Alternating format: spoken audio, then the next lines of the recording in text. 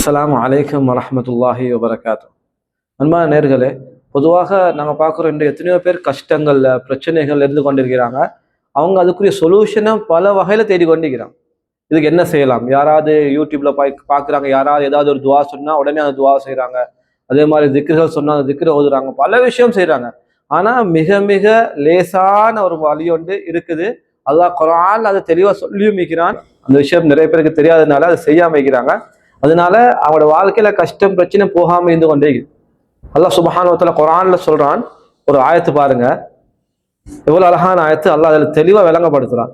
லஇன் ஷகர்தும் லஅஸீதன்னகும் வலஇன் கஃபர்தும் இன்ன அஸாபி லஷதீத்.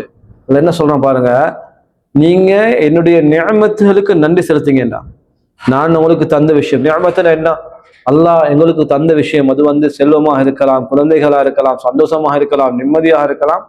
அல்லாஹ் உங்களுக்கு தந்த நிஅமத்துக்கு நீங்க நன்றி உள்ளவர்களாக இருப்பீங்க என்று சொன்னா நிச்சயமாக அதுல நாங்க அதிகமாகி தருவோம்.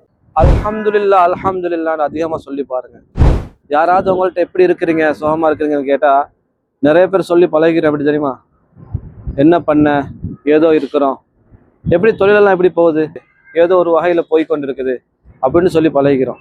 மாற்றமாக யாராவது உங்கள்ட்ட எப்படி சுகமா இருக்கிறீங்கன்னு கேட்டா அல்ஹம்துலில்லாஹ் நல்லா சுகமா இருக்கிறேன்னு சொல்லுங்க. அதனால இன்னையிலிருந்து இன்ஷா அல்லாஹ் அல்ஹம்துலில்லாஹ் எல்லா இடத்துலையும் அல்ஹம்துலில்லாஹ் சொல்லுங்க.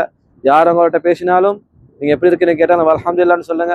உங்களோட வாயில வரக்கூடிய வார்த்தையில் அதிகமானது அல்ஹம்துலில்லாஹ் அல்ஹம்துலில்லாஹ் சொல்லி பாருங்க. அல்லாஹ் நிச்சயமாக உங்களோட வாழ்க்கையில பெரிய மாற்றத்தை ஏற்படுத்துவான். அஸ்ஸலாமு அலைக்கும் வரஹ்மத்துல்லாஹி வபரகாத்துஹு.